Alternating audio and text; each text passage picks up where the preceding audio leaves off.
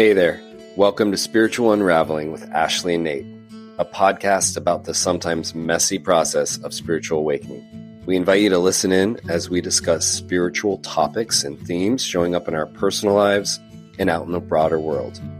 We promise to always bring our grounded and lived experiences to the exploration of these topics. We know that the process of awakening can sometimes be lonely and even scary. It is our intention to remind you that you're not going through this alone and that we're all in this together. Thanks for tuning in and enjoy the episode. Welcome everyone to Spiritual Unraveling with Ashley and Nate, and happy 2025.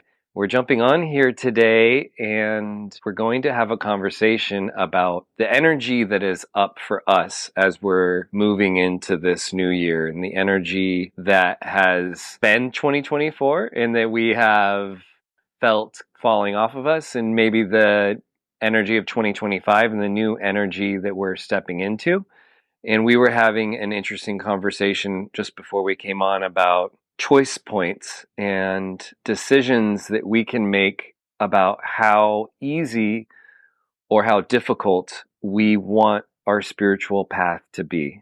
And both Ashley and I had these moments where we, in various situations, were able to choose a path of less resistance and know that as conscious creators and as people who have done a lot of work and are present with ourselves and are constantly in a flow of dropping from our head to our heart, that we can trust the process and trust the energy, and that we can be making the choiceless choices and just be more in the flow of life. And that, at least for myself, and I think Ashley was echoing this a little bit, that is one of the big things that I want to bring into 2025, is to, in essence, stop making this stuff so hard and so complicated. It's one of my perennial spiritual wishes, is to just, as somebody who likes to kind of grind and has an overworking kind of brain, really embracing the idea that I have done a lot of the grinding and the work already. I don't even think that it was necessary, but my ego part of me probably did. And to really trust that it's all going to just unfold naturally and beautifully and all for the highest good if I can stay as present and as much in my heart as I possibly can. So that's the energy I'm trying to bring into 2025. My initial thought. Ashley, how about you? Well, when you were talking, I was thinking that maybe the one of the shifts that can happen this year is kind of taking judgment out of all of it. That there's a way that when you remove judgment from any sort of experience, you're really opening up to creator energy. Like you have to launch off of judgment, launch out of judgment into creator energy, letting go of expectations, letting go of recreating old patterns, right? So this example you were sharing was earlier today, going on a walk and really checking in with your breath and checking in with awareness, and then finding your mind, noticing your mind starting to go off on tangents, and then bringing it back in. And when we do that without judgment, we're just present. You could even get really curious. I wonder why the mind does that. Or you're just noticing, When we do it without judgment, we actually, I think, open up this potential for exactly what you were saying, creator energy. And we open up, we bring ourselves to this precipice of true presence and sort of the unknown. We're bringing in potentiality, possibility, true potentiality, true possibility. So as we're here on January 2nd, 2025, I'm really feeling that. I'm feeling like I love the idea of setting intentions, but I also am feeling this energy really strongly of don't limit yourself. I don't want to limit myself, because I really think that when you step into this, it's like anything is possible. And I'm so curious what that would look like if I wasn't limiting it. if my own expectations or my comfort zone of my own patterns weren't limiting the potentiality of 2025, what would it all look like? And I know that we're always swimming with the energy of the collective. Like, I don't have any interest in popping out of that or whatever, but to see what's possible, to set myself up for what's possible for my contribution, Mm-hmm. for my readiness for my own contribution to the collective, and my own potential for my own continued healing. Yeah. And yeah, I'm even getting excited just talking about it. Yeah. I love that. The two things that popped out were, one, when you were talking about judgment. I love that. I think it's very true. And I'm not disagreeing. I'm just gonna add in a caveat, because for me, and the way my brain works, it is judgment, but I almost want to, for me, when I'm thinking about the essence of what you were talking about, it's like, for me, I want to switch it to evaluation. And that constant thing that the brain likes to do, it's always evaluating. And that absolutely, as you said, pulls you out of the creator mindset. And I still also want to hold space for the judgment piece, because the judgment piece is an aspect of the I can't say that word of that process. And I also have this other relationship with judgment, which is moving into 2025. I'm also in a process of trying to not have such a judgmental voice, inner critic wise, and have such a judgmental voice to things that I see outside of myself that I find problematic. So just adding that word evaluation in, because for me, it kind of parses those two little processes. And then the other word that you said that I think is so key is curiosity, because curiosity moves you. We've talked about this before. It moves you back into that creator mode, because it moves you into a place of playful gentleness and wonder. What could happen? 2025. And I was really feeling, as you were talking about 2025 and thinking about like how good it could be, I can feel I have a rise in excitement.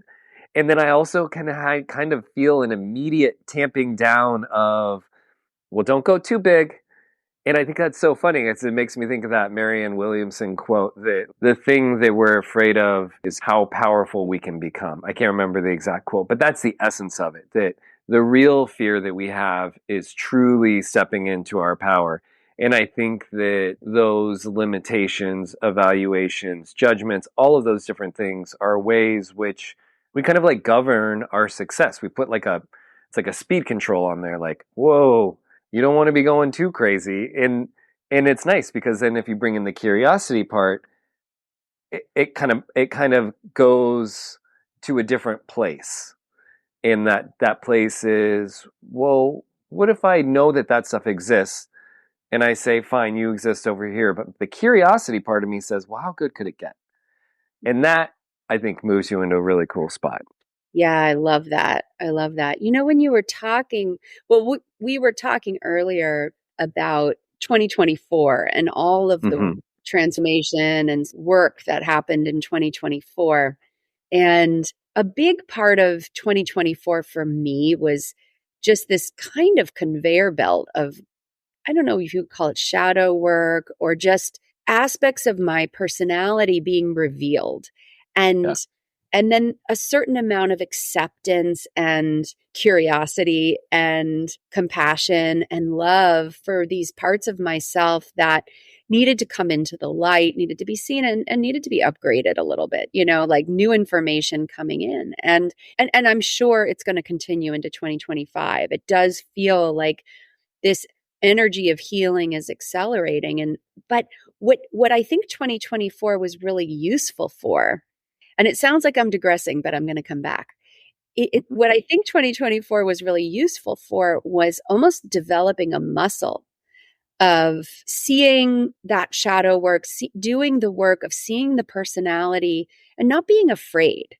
Not being afraid to see what's here, not being afraid to accept what was unacceptable Mm-hmm. in the past, and work through shame and work through fear in terms of my own personality. I think that the muscle that got developed was moving more quickly into curiosity. Yeah. As you do that work, it feels like this long slog then to have to go into shame and resistance and da, da, da, da, it's like, okay, well, what if I just, what if I just accept this? It's uncomfortable. There's like tension. Maybe I don't want to see it, or that old pattern of resistance comes up. But the quicker I go into acceptance and curiosity, the more I realize that none of this stuff needs to be resisted. None of this stuff needs to be rejected. It's all part of this beautiful coming home, this beautiful kind of return to wholeness. And I think that allows us to start doing what you were saying, is becoming less judgmental of the outside. When you work on more acceptance of the inside, you're sort of less judgmental of the outside. You can move quicker into acceptance of maybe things outside of you that create that tension, or that maybe you have resistance for. And gosh, there's something about that feels like on a collective level could really bring us forward. It's hard for me to see the whole thing, but I can see the shift even in myself just in 1 year, how much I have shifted, just that piece around acceptance and getting more comfortable with acceptance, and then moving into curiosity. Yeah.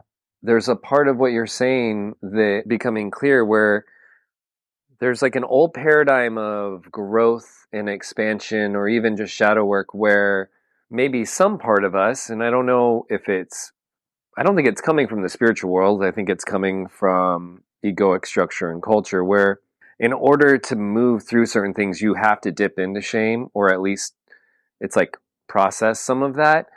And we were speaking again earlier about spiritual bypassing, and I have issues with that term in general, but I'm not talking about that right now. But this idea that if you're really looking at yourself and you're really present with all the parts of you, there is what you're talking about is there's an invitation to not go down the shame spiral, to not, when you were actually saying it, it was making me think about being like at an amusement park, and you're walking on all these paths, and something happens, and you're like, all right, let's get off and get on the carousel. And the carousel my kids love carousels, but it's like they just go around and around and around. And I was just thinking about the shame carousel, this pathway of processing trauma and feelings. And that almost like for me, it has felt like that has been part of my duty to work through those feelings, is like hop on the shame carousel for a couple rounds. It's part of the process. And it's like, no, it's not part of the process. It does not have to be part of the process. And if we could convey that together to anybody out there and just say, you don't need to spend a lot of time in shame, that just that alone is so powerful, because it's a feeling that just, we don't want to deny it. If it's there, you do have to make you have to have a relationship with it, because it's a feeling, it's a part of you. But properly identifying it as almost certainly useless baggage put upon you by the culture, and nonsense that just never resonates, which is why it's one of the most painful feelings to feel. It then can allow you to have a very different relationship with it, and moving through shadow work and into acceptance and wholeness, and not having to wallow in shame could be such a powerful transition for anybody else out there. It's I'm offering it to you. You don't need to do it. Please. Don't be afraid of the different feelings and things that come up, but also there's unnecessary layover at shame station. It's like, bypass it. Totally. And I will say bypass it, because I just don't. Well, the power, there's a power in actually having spent a lot of time on the shame carousel, consciously, and then being able to come up to a moment and say, well, I don't need that. I don't know if I need to go down there. I think this brings us back to what we were talking about before we got on today, which is having a choice. Mm-hmm. Having a choice to go on the shame carousel or not is what we're talking about. Yeah. That we're sort of at this place where we can choose. And that's power. That's power. And I think that's the power of free will. That's the power of awakening. It's the power that's our birthright. Is a choice. And so this whole podcast is about the unraveling of the conditioning that makes us feel like we don't have a choice. And all awakening is coming back to this choice. And you could go on the shame. So you have a choice. You could go on the shame carousel, ride it for as long as you want. If that is your choice, then that might be a completely different ride. That's true. You could get, this is the invitation on retreat, actually. Yeah. Is that whatever comes up on retreat is there for you to see. If you ride the shame carousel and retreat for the whole time, but you're aware of it, there's going to be something, you're going to come out the other side very different because you weren't distracting yourself from it. You weren't unaware, you weren't unconscious to it. You weren't resisting it. You were, or maybe you were resisting, but you were certainly aware that you were resisting it, So there's a way that, having that awake, aware, conscious choice is everything that we're talking about. And it changes how we then move through the world. Yeah. I think that's the hope, is that, as we do this healing and awakening, that we start moving through the world in a way that feels more free, that feels more in love, that feels more in peace. It sounds cheesy, but the felt experience of it feels great. Yeah. Great to have a choice. It feels great to have that freedom. So doesn't mean nothing bad's going to happen. It just means you have a choice about how you deal with it. Yeah, totally. And I love that we all, that's what being a creator is having choices about how you want this all to look and how you want it to go. And I love what you were just talking about, because that was what I was wanting to lead into, which is we've touched on a little bit about what we're ready to release or how we want to be. But another thing is, what kind of energy do we want to bring forward? And you were just almost reading my mind, which is not a surprise because we talk about this stuff all the time. But really, that is one of the things I want to bring forward this year, is stepping out more into the light and not dimming my light, basically. Not necessarily jumping on a soapbox and telling other people how to be, or that I'm doing it this way and any of that, which is not my style at all. But just this really deep embodying of, if I am in my light more of the time and I just shine it when I'm out there, and I consciously don't dim it, which I have done, and I bring a lot more presence and love and light to 2025 and to the world and to myself, that is this huge act of service. And it's an act of service for myself, and it's an act of service for the world and for my community. And that is definitely an energy that I've been thinking about coming at the, just the evaluation process that happens at the end of the year, and the kind of excitement that builds at the beginning of a new year. And that is one of the things that's been kind of coming up for me. So what about you? I'm sure that's similar, but go ahead. Yeah, no, it's exactly what I've been thinking about. And, this year, like I said, this past year has been it's just been this interesting year of seeing how the ego hijacks our experience all the time, and really getting to a point where I'm not even judging that. That's just what it is, and kind of getting fascinated by the hijack experience. So for me, it's been this kind of stepping, like the idea of stepping into my own power or my own light. I don't know if I have wonderful examples of how to do that without ego hijacking. Yeah. I think because I think, and that feels like very much my path is to figure that out. And maybe that's true for you. Maybe that's true for everybody. I don't know, but I just feel that has really been a tension point for me, is navigating that. And so when you were talking, I was like, yes, that's exactly what this is about for me. And to make it really simple, it's really just being yourself. You are light. All of us are. We Yeah. all are light. There's nobody that's not light. And so it's really like doing this, getting to this place where you can be yourself in the world. I know you personally, and I know when you're just being yourself, you are amazing. You're amazing. You're an amazing light. You're Nate. Like, you have an incredible impact on the people around you without even thinking about it. You're not trying to be the light. You're not trying to be anything. You're just you, right? Thank you. Yeah. And I'm lucky enough to know you in that particular way.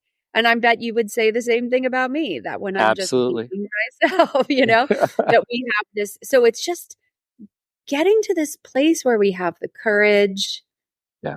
and we've done enough of the work to know when we're in one or the other, and a lot of the work that I've been doing this year has been about grounding and Hmm. finding ground. And there's a certain amount of peace and stillness in grounding that kind of gives you a new orientation to this term, being yourself. So that's been a big part of this year for me. I imagine it'll just be a work in progress for the rest of my life, and there's a joy in that. There's a joy in this continued awakening of just being me. There isn't anything else to be. There isn't Right. anything else I could be. um, but yeah, there's a certain excitement around that, of just being more myself in the world and letting go of fear. Yeah, absolutely. I do a lot of picking up on the different energetic updates, and I listen, a lot of channeled energy messages. And what what we're expressing, I think, is in the collective. And it's this idea which I have been hearing and I have been feeling, and it's part of the way that I set up my business, which is this idea that we are coming to the end of the era of the guru. And that's not to say that we're no longer going to be needing guides, leaders, or teachers. Those positions are always going to be important, like lighthouses for us when we get lost. But the idea that we have been operating in this for hundreds and even thousands of years, this idea that other people can somehow tell you how to live your life in a way that's going to make you happier or more fulfilled or more successful or whatever. And it's this way, this subtle way, that in both mainstream religion and even in spirituality, we give our power away, and we create this dynamic of someone outside of me has the answers. And I think that what you and I have been expressing, this idea of bringing our light into the world and being authentically ourselves, it's our own intuitive response to this call, which is the call to shine your light your way and give other people permission to shine their light their way, and to know that they all have their own internal compass that is giving them all the information they need all the time, and that the new way that people can relate to receiving help, I think, is someone who's just like helping you point out, that's the trail right there. That's it. You just step back right on your trail. It's there. Not come sit down at my feet and let me do you have to do this many rosaries or mantras or this before you're worthy enough to do that. And I think that worthiness piece is such a huge part. You said fear as well. The fear of rejection and the lack of worthiness or the fear around even feeling complete worthiness that we are as existence, as consciousness. And that, so I think what we're talking about are things that are deeply personal to us, but I also believe that they are things that are, we're on the cutting edge of those coming out in the collective. And I think this year you'll see it more. And I think going forward, we're just going to see this huge surge of people who are going to be reclaiming their power. And I think it's probably going to manifest through lots of people with power not behaving so greatly. But sometimes we need to see the contrasts in order to see these things. Yeah, not giving our power away. Yeah. You know, it's so interesting, like when we talk about this stuff conceptually, and then you really think about what it feels like to not give your power. Let's just use not give your power away. What does it feel like to not give your power away? You know, again, it like feels like the most natural thing in the world. When you finally see the pattern of giving your power away, let's say, and you've worked through it and it's painful and it's hard and you grieve the loss of the old pattern and, you know, all that. And then you just land in not giving your power away. It is the most natural feeling in the world. It actually doesn't feel like anything. Right. Because it just feels like you, right? It is surprising to be on this path and arrive, quote, I'm saying that in quotes, at any given moment to inner peace or inner, calm or relaxation or just beingness, and realize that it was there the whole time. This is our natural state. And it doesn't feel like some big, arrival point. It actually just feels like something that was always there. So I always think that's really interesting. And sometimes it's hard to even see that, you know? Yeah. I think this time of year is, one of my friends was telling me this week that she did this exercise where she went back and looked at 2024 and was aware of her, you know, what really happened and what was the high points and the low points and the growth that happened. And, you know, there's something interesting when I find that stuff a little bit hard. I have a terrible memory, but if I tap into it in certain moments, I can have awareness of how much I've changed or what has changed. And it's unbelievable sometimes to recognize how much we change when we're doing this work. But it's so funny because it's like, you're just more you. So you don't even think about acknowledging it. You really acknowledge things when you're stuck or, you know, things are hard. But when things are easy, it's like, well, you don't need to think about it. Yeah. Well, I'll put in a small plug there for what your friend did and just say, I've been doing that too. It's fantastic. And it is it is one of the things I find helpful about having journals.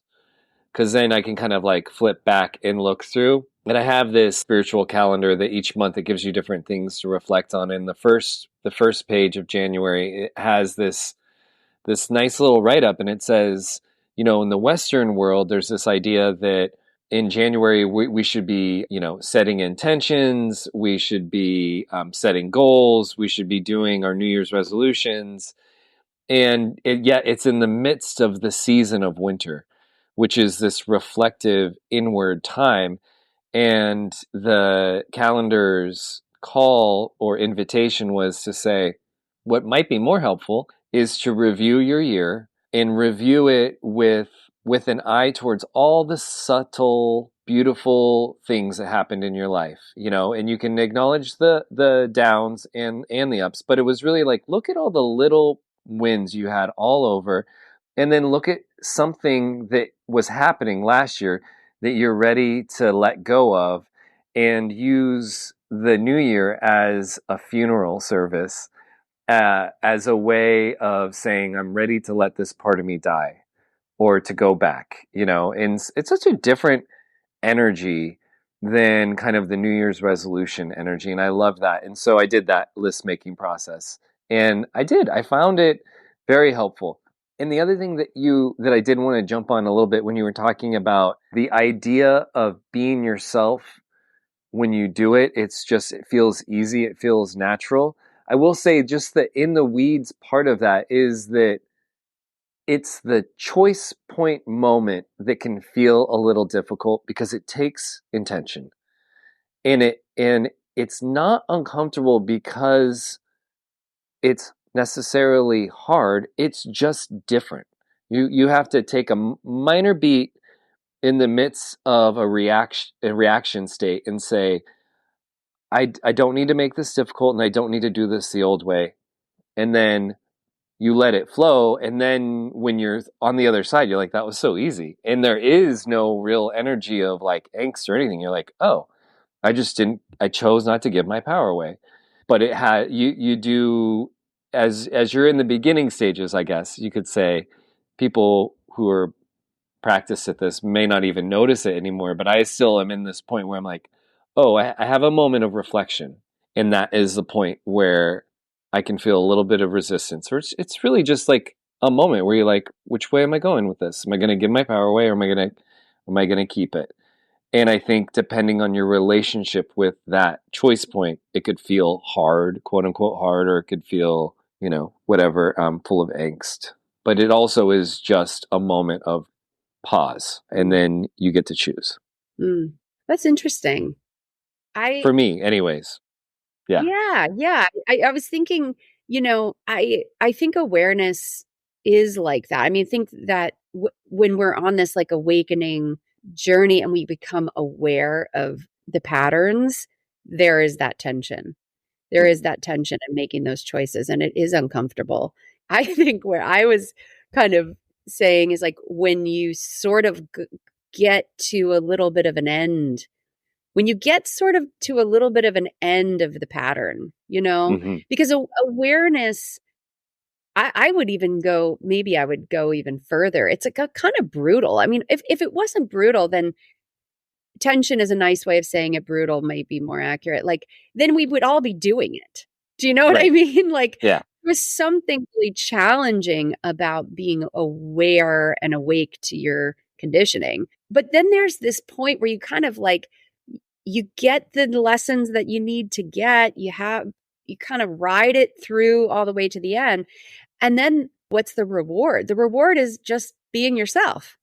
Right. Do you know? Like that's it. That's what this whole thing is about.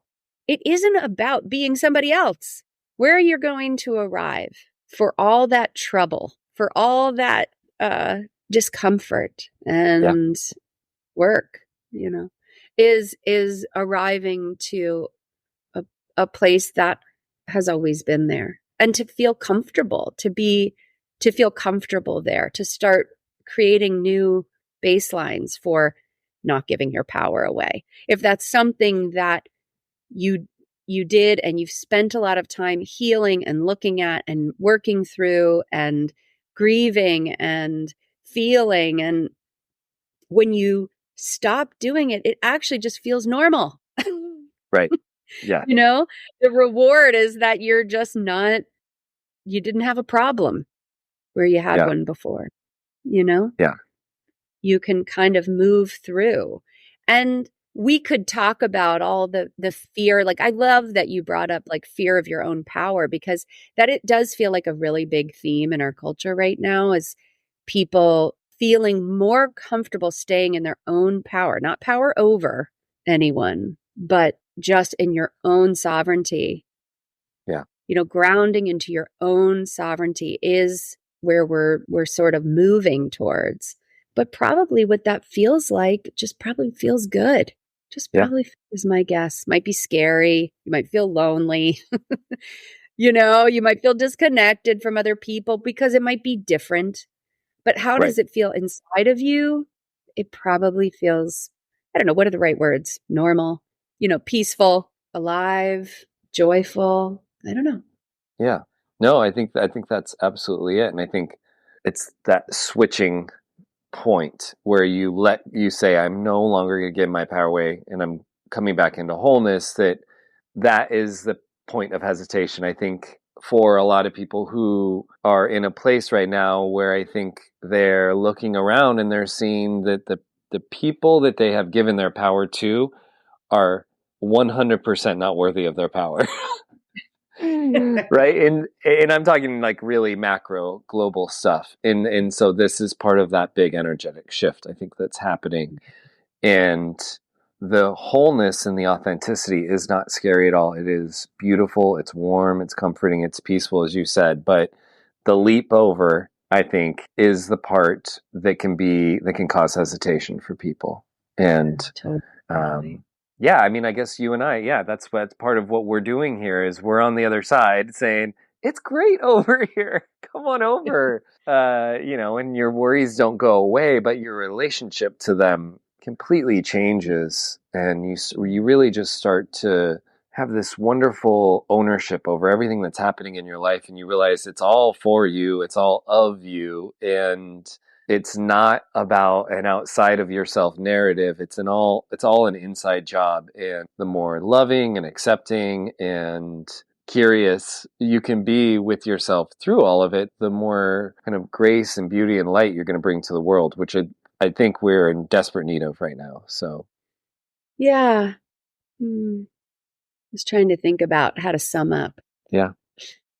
Yeah, I guess it's like if you notice that you have a choice, this is the time to make the choice to more ease, more love, more acceptance, more joy, more aliveness. It's not bypassing, it's just noticing when you have that choice and moving towards what you want to create, what you want more of. It feels to me intuitively like there's more work to do. There's always going to be work to do, but we don't need to be seeking, we don't need to go seeking the shame carousel. Yeah. We don't need to go seek experiences where we are going to find ourselves in our old patterns. They will come to us. Absolutely. They will reveal themselves.